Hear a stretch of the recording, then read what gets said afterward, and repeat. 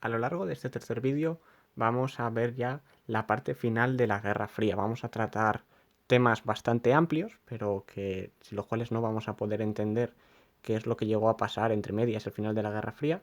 Y por ello mismo lo que vamos a ver en primer lugar va a ser la coexistencia pacífica, una etapa que se va a dar de diálogo, pero generándose todavía conflictos como fueron la crisis de los misiles de Cuba y la guerra de Vietnam.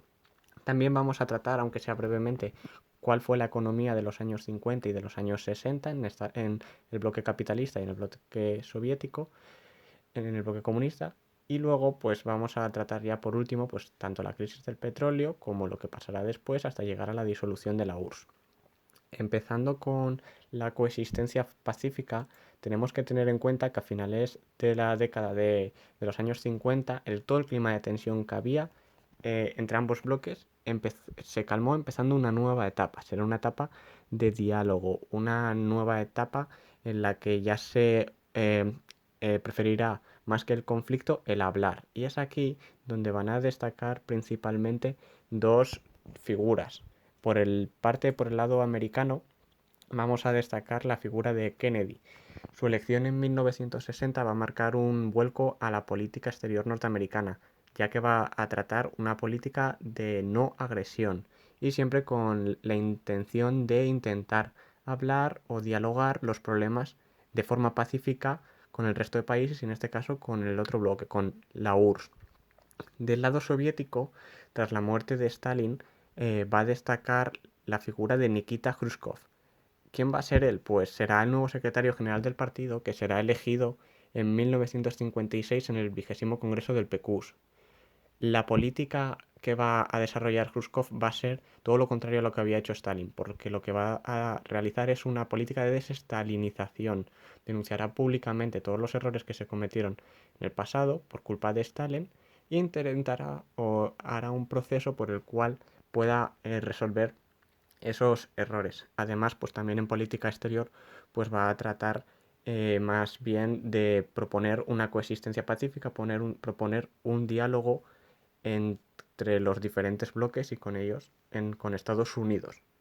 El objetivo principal de estos nuevos dirigentes será el de establecer un diálogo porque veían que ya ninguna de las dos superpotencias, ni la URSS ni Estados Unidos, iba a ser capaz de superar armamentísticamente al otro rival.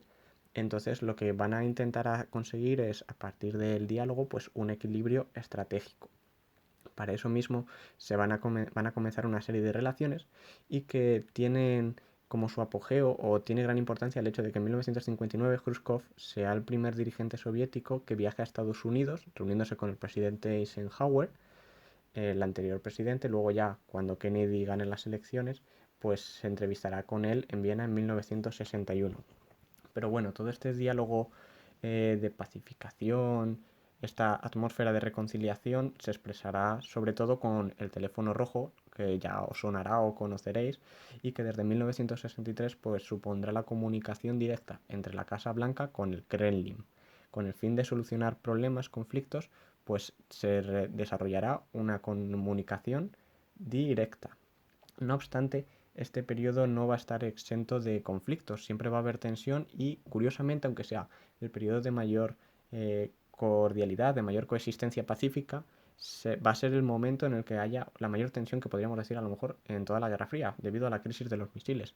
Una crisis que estuvo a punto de provocar el fin de la humanidad comenzando una nueva guerra. También pues podemos destacar la guerra de Vietnam, que ya se había librado desde 1945, pero que ahora adquirirá más importancia con la incorporación de Estados Unidos. Y es aquí donde vamos a tratar brevemente estos dos conflictos. En primer lugar, el conflicto más importante en este momento va a ser la crisis de los misiles. ¿Cómo empieza la crisis de los misiles? Pues bien, en 1959 la guerrilla revolucionaria, que va a estar liderada por Fidel Castro, va a triunfar y se va a hacer con el poder, con el gobierno de Cuba. Fidel Castro tomará una serie de medidas que tendrán como objetivo eliminar tanto la gran como la mediana propiedad privada y sobre todo el desarrollar una política de nacionalización de los recursos económicos. ¿Cuál es el problema? Que esta política de nacionalización afectará a los empresarios y a la gente de clase alta de Estados Unidos. Esto va a generar un halo de hostilidad por parte del gobierno americano declarando el boicot de Cuba. A esto mismo se tiene que unir o tenemos que entrelazar el hecho de que la Unión Soviética se va a acercar poco a poco a la isla, va a intentar establecer relaciones y va a ofrecer ayuda al régimen castrista, que en 1960 se va a saldar con el hecho de que se firme un convenio comercial entre la URSS y Cuba. Como consecuencia, pues Cuba empieza a adquirir más importancia dentro del bloque comunista. En este momento va a empezar ya un periodo de tensión, puesto que Estados Unidos ve que Cuba, que está bastante cerca del país americano, ya se empieza a liarse con el otro bloque, con el comunismo, con la Unión Soviética. Entonces empieza un momento de tensión que empieza a crisparse ya del 17 al 20 de abril del 61, de 1961, porque se va a producir la invasión de Bahía de Cochinos. Va a ser una invasión militar protagonizada por exiliados cubanos que van a estar, eso sí, apoyados por Estados Unidos, por el gobierno, y cuyo objetivo era acabar con Fidel Castro, con el gobierno revolucionario, que sin embargo saldrá en un completo fracaso y en que las relaciones empeoren entre los americanos y el régimen castrista. Finalmente, la mayor crispación llegará a finales de junio de 1962, cuando la Unión Soviética y Cuba tomen la decisión de instalar misiles atómicos en Cuba, al recibir la Unión Soviética, en teoría, un supuesto informe de que Estados Unidos quería invadir la isla de nuevo con el fin de acabar con el poder de Fidel Castro. Es en este momento cuando empieza una oleada de máxima tensión, lo podemos reflejar en esta caricatura que vemos aquí, en la que aparece Kennedy contra Khrushchev echándose como un pulso a ver quién gana, quién pierde, y debajo y donde se encuentran sentados, como si fueran sillas, pues bombas de hidrógeno. Recordemos que las bombas de hidrógeno eran 1000 veces más potentes que la bomba atómica. En este sentido, empieza a avivarse la tensión. Estados Unidos no quiere que haya misiles cerca del país, pues porque, como podemos ver en el mapa, supondrían una vulneración de todo el territorio y de las zonas más cercanas, sobre todo la zona sur, ya que los misiles tendrían un gran alcance para destruir Estados Unidos. Ante esto, ¿qué es lo que va a pasar? Pues Kennedy ordenará el bloqueo naval de Cuba para impedir que de esta forma las piezas nucleares que transportaban los soviéticos llegasen a la isla. Finalmente, días de angustia en los que la gente no sabía si iba a comenzar la guerra, si se iba a librar una nueva tensión, Khrushchev ordenará que los barcos regresen a la Unión Soviética, ya no vayan más a Cuba, y se va a comprometer a retirar las armas nucleares. A cambio, Estados Unidos, el gobierno de Kennedy, levantará el bloqueo de la isla y se comprometerá también a retirar esos misiles que ya estaban instalados en Turquía y de los que hablamos en el primer vídeo. Con respecto al otro conflicto, tenemos que tener en cuenta que la guerra de Vietnam se refiere solo a la intervención por parte de Estados Unidos en Vietnam, en la zona de Indochina francesa. Sin embargo, cuando nos referimos a este conflicto, he considerado que es bastante importante, o por lo menos conveniente, ya que no se suele estudiar tanto, pues el hablar de cuál fue la primera guerra de Indochina, a partir de la cual pues comenzó provocó que Estados Unidos interviniese en lo que será la Segunda Guerra de Indochina, que comúnmente se conoce como la Guerra de Vietnam. Vale, la primera guerra de Indochina, que se va a desarrollar entre 1945 y 1954, va a ser un enfrentamiento armado entre fuerzas comunistas del Viet Minh, que van a ser lideradas por Ho Chi Minh, contra ejércitos franceses. El origen de este conflicto, ¿por qué se produce? Es porque el Viet Minh va a proclamarse la República Independiente de Vietnam. Van a intentar independizarse de Francia. Y claro, Francia no va a aceptar esto. Como consecuencia de esta guerra, pues los franceses acabarán siendo derrotados y finalmente en 1954 se celebrará la Conferencia de Ginebra, por la cual se va a decretar la independencia de Indochina francesa. En este caso van a surgir 4 estados: Laos, Camboya y Vietnam del Norte, que va a estar formada por un gobierno comunista, y Vietnam del Sur, que va a estar dirigido por un régimen de carácter pro-occidental. Hay que tener en cuenta que en este caso la independencia que se va a producir de Vietnam del Norte y de Vietnam del Sur va a pasar un poco como Corea, va a seguirse el paralelo 17 del norte para dividir los territorios. Sin embargo, tras la retirada de Francia, Estados Unidos no querrá que la parte de Vietnam del Norte ocupe Vietnam del Sur y de esa forma esos territorios se conviertan completamente en un gobierno comunista, que sigan la doctrina de la Unión Soviética. Por eso mismo se va a celebrar la Segunda Guerra de Indochina o la Guerra de Vietnam, que se va a desarrollar, va a ser bastante larga, de 1954 a 1975. Durante la Guerra de Vietnam se va a producir un conflicto, como parece lógico, entre Vietnam del Sur, que será apoyada por Estados Unidos, y Vietnam del Norte, que será apoyada tanto por la URSS como por China. Es importante que tengáis en cuenta que los soviéticos van a masacrar a la población. Es aquí donde hay una de las famosas imágenes que ganó, si no me equivoco, el premio Pulitzer en fotografía, en la cual un bombardero americano lanzando las bombas, aparecen niños corriendo indefensos ante el ataque de Estados Unidos, y es por razones como estas por la que la propaganda que va a emitir Estados Unidos hacia afuera va a ser terrible. Se va a considerar como una auténtica masacre, como que muestra su superioridad militar y que está empleando armas mortíferas, pero no empleado contra los soldados, sino también para masacrar contra las aldeas y la población que vivía ahí. Por eso mismo van a denunciar esos métodos. Aún así, y a pesar de toda la superioridad militar que va a tener Estados Unidos, es bastante curioso el hecho de que no va a ganar la guerra y finalmente en 1973 se va a retirar. Como consecuencia, en 1975, las fuerzas norvietnamitas van a ocupar el sur e implantarán un régimen comunista.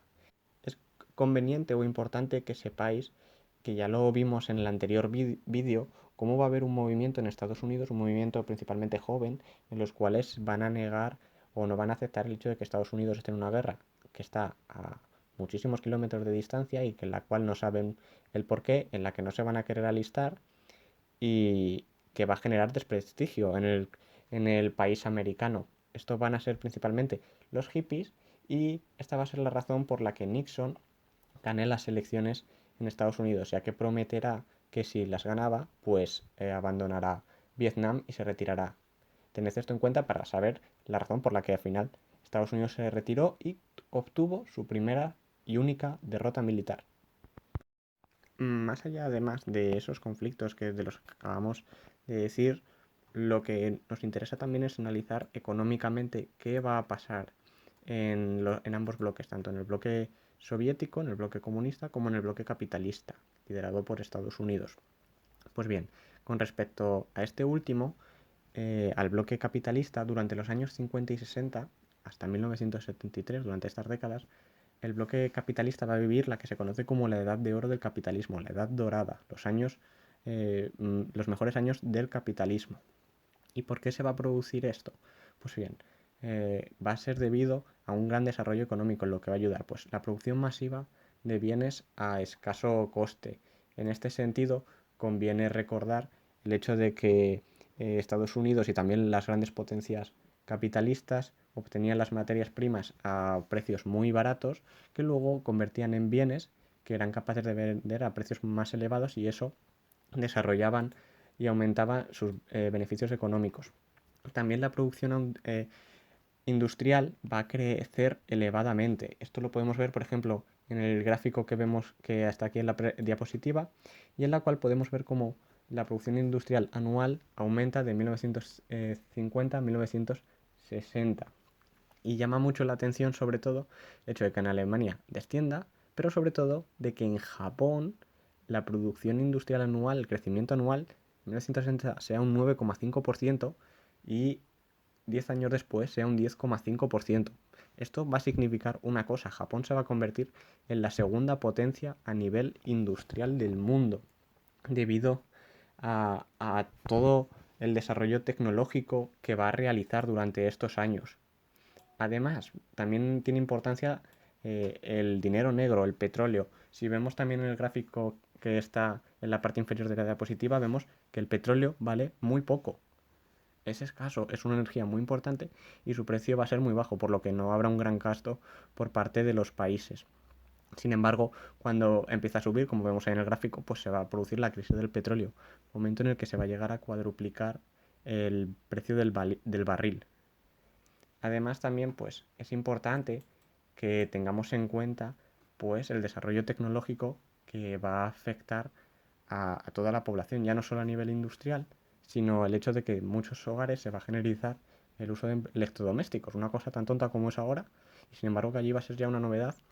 Ya no es una novedad, sino que se generaliza. Van a surgir también nuevos medios de comunicación, los teléfonos esos que parecen de espías, que llevas en una maleta de lo grande que son, la radio, la televisión, los automóviles. Va a haber una mejora en los transportes que va a permitir que favorecerá el turismo y por lo tanto va a desarrollarse en ese estado pues un aumento de los salarios, un consumo masivo de bienes. Y con esto, ¿qué es lo que quiero que señalemos? El estado de bienestar. El estado de bienestar, como podemos ver también en este esquema, es la intervención del Estado en la economía y en la sociedad con el fin de regular una distribución más equitativa de la riqueza. Es decir, garantizar a todos los ciudadanos unas condiciones de vida digna. Quieren acabar con el desempleo y con el hambre. Para eso, ¿en qué facetas interviene el Estado? Infraestructura, construcción de edificios, en la vivienda, la sanidad, una sanidad pública, como ocurre aquí en España, la educación, el empleo, la seguridad social. Todo esto, para que el Estado intervenga en todo esto, pues sí, tendrá que recaudar dinero. Y esto lo va a hacer a partir de los impuestos y de las cotizaciones a la seguridad social. Si hay más gente trabajando, habrá una mayor cotización y por lo tanto los ingresos que yo reciba serán mayores. De otra forma también, si aumento los impuestos, aunque sea una medida que veamos ya muy negativa, el Estado tiene más dinero y por lo tanto puede invertir mucho más. Todo esto se va a caracterizar en la década de los años 60 en los partidos socialdemócratas de Europa y en menor medida en Estados Unidos. Esto es lo que va a llevar el estado de bienestar. Y además, pues lo que se va a producir durante esta década es el crecimiento de todos los países del bloque capitalista. En el caso de Estados Unidos, por ejemplo, seguirá siendo la primera potencia económica a nivel mundial por su alta producción industrial, la importancia económica del dólar, que ya decíamos antes, consolidándose como potencia financiera. Europa Occidental, por otro lado, pues aumentará el PIB por ciento actual. Además de que los sectores que van a ser más tradicionales, como va a ser el acero y el carbón, darán paso pues a las nuevas industrias, la química, el automóvil, la electrónica, la informática, que va a ser muy importante en este momento, y pues van a surgir o empiezan a desarrollarse de una mejor forma pues las actividades del sector terciario, el servicios, empieza a tener importancia el turismo, como hemos dicho antes. Y además, pues también mencionar el caso de Japón, que se va a convertir en menos de 20 años en la segunda potencia a nivel económica, como hemos dicho, gracias a que va a alcanzar, pues eso, un 10% de la tasa de crecimiento anual superior, o sea, es elevadísimo. Este crecimiento pues va a deberse a la alta inversión tecnológica y a la innovación, y así como a la abundancia de mano de obra. No tendrán materias primas, pero sin embargo tendrán mano de obra a punta pala. Y con respecto a la Unión Soviética, ¿qué va a pasar allí? Pues bueno, hasta 1973 el crecimiento del bloque capitalista va a ser elevado, o sea, va a subir, va a ser ascendente, pero va a ser desequilibrado. ¿Y por qué decimos esto? Pues bien, debido a que va a aumentar en primer lugar la producción industrial gracias a los planes quinquenales, pero a la vez se va a reducir la producción en elementos más relacionados con el consumo, con el pueblo. Los bienes de consumo van a verse reducidos. Lo podemos ver en esta gráfica como sí que aumentan los bienes de inversión, pero los bienes de consumo, en vez de subir, descienden. Entonces, sí que es verdad que va a ser una competencia a nivel industrial, a nivel armamentístico, que se va a enfrentar contra Estados Unidos en ese sentido, pero que sin embargo no va a poder competir en calidad de vida con respecto a la población que hay ahí. Además de eso, lo que sí se va a producir un proceso de desestalinización impulsado por Nikita Khrushchev, como hemos dicho antes, y que con eso va a poner fin pues, tanto a la represión indiscriminada como al culto de Stalin y va a mejorar el nivel de vida de la población. Por ejemplo, destacan sus medidas económicas que va a tomar con respecto a la producción agrícola para aumentarla. Pero bueno, al final el resultado de todo esto lo que va a generar es un crecimiento económico desigual en los territorios que pertenezcan a la URSS. Por ejemplo, en aquellos países en los que no haya una tradición de carácter industrial, de desarrollo, como pueden ser Rumanía, Bulgaria o Alemania, apenas van a notar un crecimiento, mientras que en el caso de Alemania, Checoslovaquia o Polonia sí que ya tenían una consolidación industrial. Además de esta política económica, he introducido también, por si os interesa, y si no os interesa, pues bueno, lo vais a saber igualmente, la carrera espacial, la pugna que se realizó entre Estados Unidos y la URSS, pues por la conquista, entre comillas, del espacio. Va a durar 20 años, hasta poco después de la crisis del petróleo, y va a ser una carrera por ver quién llegaba primero al espacio, ver quién era el primero que conseguía que su satélite aterrizase en la Luna, quién va a ser el primer hombre en llegar a la Luna. Total, os he puesto así un listado de los acontecimientos más importantes y en los cuales pues se puede observar cómo va a haber una competencia directa entre la URSS y entre Estados Unidos. Pese a que se considera que la carrera espacial comienza en 1955, cuando empiezan a surgir las primeras ideas sobre cómo llegar al espacio, muchos autores van a decir que empieza en 1957. ¿Por qué? Porque es por primera vez cuando se lanza el Sputnik 1 por parte de la Unión Soviética, siendo el primer satélite artificial que va a lograr ponerse en órbita. Estados Unidos no logrará esto, por ejemplo, hasta un año después con el lanzamiento del Explorer 1 en 1958. Esta competencia por ver quién lanza más satélites se verá luego reflejada en quién va a ser la primera persona que vaya al espacio. Y en este caso, pues la URSS volverá a ganar. El 12 de abril de 1961, el soviético Yuri Gagarin se va a convertir en el primer humano en viajar al espacio. Estados Unidos conseguirá eso unos cuantos días después, pero sin embargo ya no le podemos dar el récord de ha sido el primero. Y por último, que tiene gran culmen en esta carrera especial, como habéis visto, la Unión Soviética siempre estaba de cara, siempre era primera y ganaba a Estados Unidos. Sin embargo, Estados Unidos se va a ganar en lo que podríamos decir a lo mejor más importante. ¿Por qué? Porque el 20 de julio de 1969 Neil Armstrong, el astronauta americano, va a convertirse en la primera persona en pisar la Luna. Es un hito de gran importancia que dará mucho prestigio a Estados Unidos. Y acabando ya con este tema, pues vamos a tratar tanto la crisis del petróleo como los años que vienen después y el final de la URSS. ¿Qué fue la crisis del petróleo? Pues bueno, como su nombre indica y como teníamos en el gráfico que veíamos en las diapositivas anteriores, pues fue una crisis que se produjo por culpa de la subida del precio del petróleo. Los países pertenecientes a la OPEP, la Organización de Países Exportadores de Petróleo, aquellos países árabes que producían petróleo, pues decidirán subir el precio del dinero negro. Como consecuencia, pues lo que se va a producir es una repercusión económica muy grave. El petróleo, que era tan utilizado, pues va a dejar de ser una energía barata y va a afectar económicamente a todo el mundo. Va a ser una crisis a nivel mundial, más o menos como sucedió con el crack del 29. Como consecuencia de esta crisis, ¿qué se va a producir? Pues el aumento del petróleo va a llevar con ello pues, a que se suban los costes de producción, ya no es tan barato ni sale tan rentable y con ello aumente la inflación y la demanda. Ya hay productos más caros y por lo tanto se demanda menos. Va a provocar pues, un ciclo. Muchas empresas quiebran y el paro va a acabar alcanzando cifras muy elevadas. Además de esto, el país más afectado que se va a ver en este sentido va a ser Estados Unidos. ¿Por qué? Porque el precio del petróleo estaba valorado en dólares. Aunque va a afectar a todos los países que pertenecen al bloque capitalista, Estados Unidos, la potencia de ese bloque, será la que se vea más afectada. Como consecuencia de eso, ¿qué va a pasar? Pues empieza el declive de Estados Unidos y empieza también la independencia de diferentes países que va a ser aprovechado por la URSS para intentar expandir el comunismo. En este sentido, tenéis aquí un mapa en la siguiente diapositiva, en la cual pues lo que vemos es cómo la URSS aprovecha para expandir el comunismo en aquellos países que no tenían una tradición democrática, que están independizándose ahora y que tienen graves problemas tanto a nivel económico como social.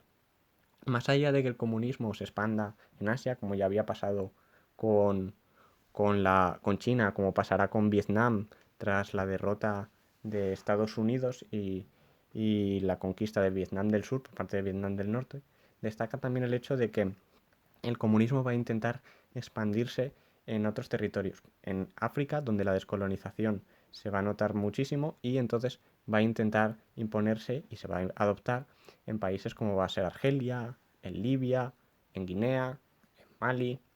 Donde van a empezar también a sentirse estas oleadas de expansión comunista va a ser en Latinoamérica, justamente bastante cerca de Estados Unidos, perdón.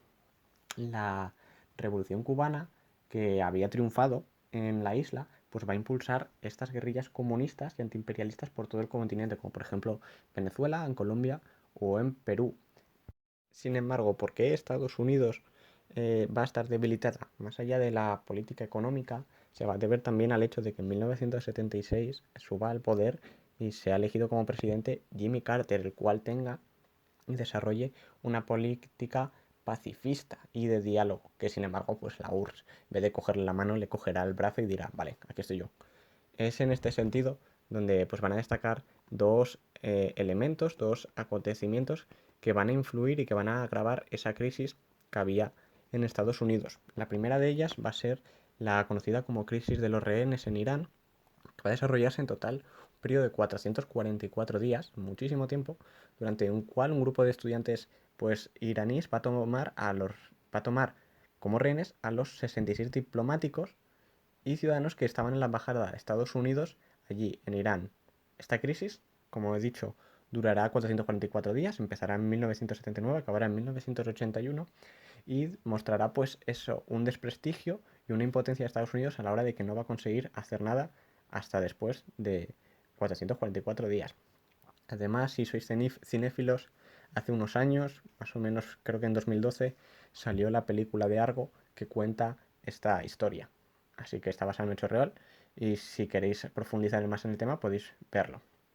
También es importante que hablemos de lo que va a ocurrir con la invasión de Afganistán por parte de la URSS, que va a acrecentar, pues eso, la debilidad que ya tenía Estados Unidos y que en política internacional va a acabar con un desprestigio muy, muy elevado.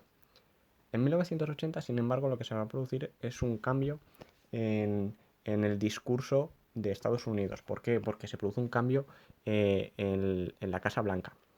Jimmy Carter pierde las elecciones contra Ronald Reagan y este es elegido como presidente de los Estados Unidos. Y con él cambia la política americana porque va a comenzar una política muy agresiva a nivel internacional, aumentando, si cabe, el gasto militar.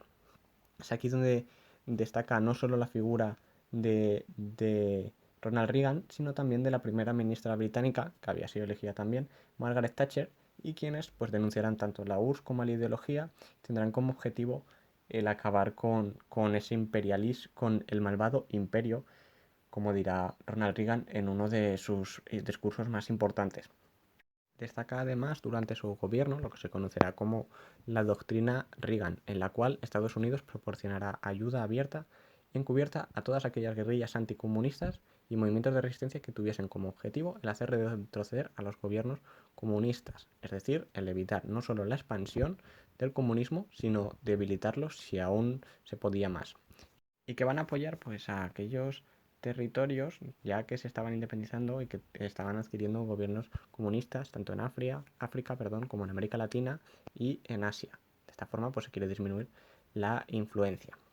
Acabando ya con este largo vídeo de la Guerra Fría, en 1985 va a destacar el hecho de que en la URSS haya un proceso muy drástico en el cambio de poder y de política, todo gracias a la subida al poder de Mikhail Gorbachev. Con el deseo de solucionar todos los problemas, lo que va a desarrollar es una doble política. Surgirá de este caso la perestroika, que se conoce como reestructuración y que tendrá como objetivo pues, el renovar el sistema económico de la URSS. Y por otro lado, la glasnost, la transparencia que acabará con la liberalización democrática del país, promoverá nuevas reformas de participación política. ¿Qué más medidas va a impulsar? Pues bueno, en el terreno económico, como hemos dicho, además de conseguir esa renovación del sistema económico, lo que va a hacer es aumentar tanto la producción como la productividad. Va a introducir incentivos personales, algo que te facilite o que te ayude a querer aumentar esta producción. Y además pues va a facilitar algunas formas tanto de mercado libre. A nivel político, pues eso, la liberación democrática se va a producir debido a que va a suavizar todo ese monopolio del PQS. Va a promover una participación política fuera del partido y va a permitir una mayor libertad de prensa. Además de eso, pues va a haber una lucha muy importante contra la corrupción en todos los niveles, debido a que ya se había desarrollado una gerontocracia. Habían es decir, donde unos pocos líderes se habían hecho con todo el poder y cada vez estaban más burocratizados, cada vez había una mayor corrupción, sobre todo en las esferas más altas. A nivel territorial, va a redactar un nuevo tratado de la Unión y va a establecer pues, una relación más equilibrada entre aquellas repúblicas soviéticas y una mayor participación en las decisiones comunes. Ojo, esto va a afectar posteriormente porque lo que va a hacer es va a retirar los ejércitos soviéticos en aquellas zonas, en aquellos países del este y el centro de Europa. Y esto va a ser aprovechado políticamente por todos los países del este, encabezados por Polonia, para empezar actos democráticos, elecciones y con ello pues un cambio en el gobierno y cambios en las formas de poder, reduciendo o desapareciendo en estos casos el comunismo. Y es aquí donde sucede un elemento trascendental. El 9 de noviembre de 1989, una fuerte movilización popular va a provocar la caída del muro de Berlín. A nivel simbólico, significaba muchísimo. La capital alemana ya no estaba dividida y empieza a notarse los síntomas de debilidad de la URSS. Finalmente, en 1991, se va a producir un golpe de Estado por aquel sector más radical, más inmovilista del PQS, que no aceptaban estas ideas, aprovechando que, que Mikhail Gorbachev no estaba, pero que va a fracasar. Esto va a reforzar las posiciones más radicales de los partidarios que querían ya desmantelar, acabar con este sistema político de la URSS y finalmente el 25 de diciembre de 1991 se disolverá la URSS y con ello se dará por finalizada la Guerra Fría.